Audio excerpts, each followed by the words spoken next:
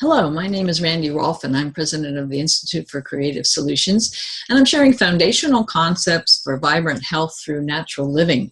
And last time I talked about how important it is to eat at the right time of day, because we're learning more and more about how important our daily schedule is, that we are day mammals.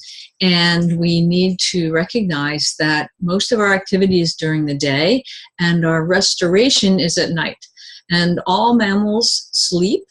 Even lizards and other groups of animals need to rest.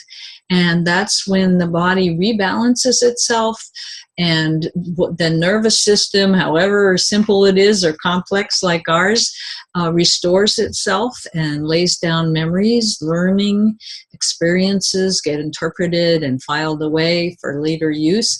So it's really important that we get that in balance. And they found that every organ has its own circadian rhythm, and if they're out of sync, things go kind of haywire. The body feels like it's in stress, it produces more cortisol, and we put on weight in the wrong places and feel anxious or depressed. So we don't want to go there.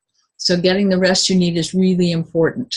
Now, over 2,500 years ago, the Greeks, just through pure observation, discovered that there are basically four tendencies in personality and physiology. And I've written a book about that, which I mentioned earlier, but there's specific times of eating for those different types, and all of them will do best with a big meal around 1 or 2 o'clock in the daytime. But unfortunately, in the American pattern of work and play and sleep, that's usually not going to be your best quality meal, that midday meal. In fact, we often do it on the run or skip it or buy fast food, very little home cooking in the middle of the day. So we have to be really careful about what we do in the breakfast and the dinner. And for people who are really, often they're meat and potato people, they're drivers, they're really type A personality, they really want to win. If they have too big a breakfast, they will probably eat too much through the day and not sleep so well at night. They often fall asleep early and then wake up and stay up late. It's best that they not eat snacks and eat a moderate breakfast and not a huge dinner either. For the person who's more of an intellectual teacher type person, they do worst if they eat late at night. So you need to find out what type you really are. You may already know. If you eat late at night, then you're probably hungry in the morning and you overeat the next day and may not sleep so well that night.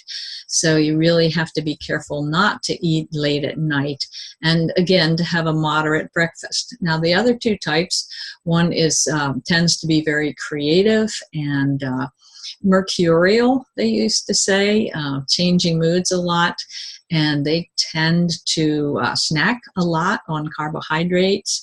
They like wine or beer, and they need to be very careful not to overdo any of those things. The most important thing for them is a good breakfast that has quality protein, and quality protein at least 3 times a day at mealtime. Again, not too late at night before sleep.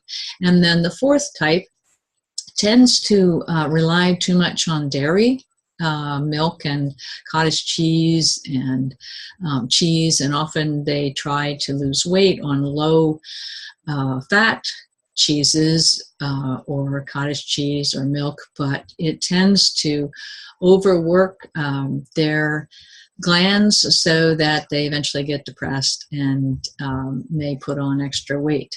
And so it's really important that they not have a lot of dairy, especially at the end of the day. and not too much in the early part of the day.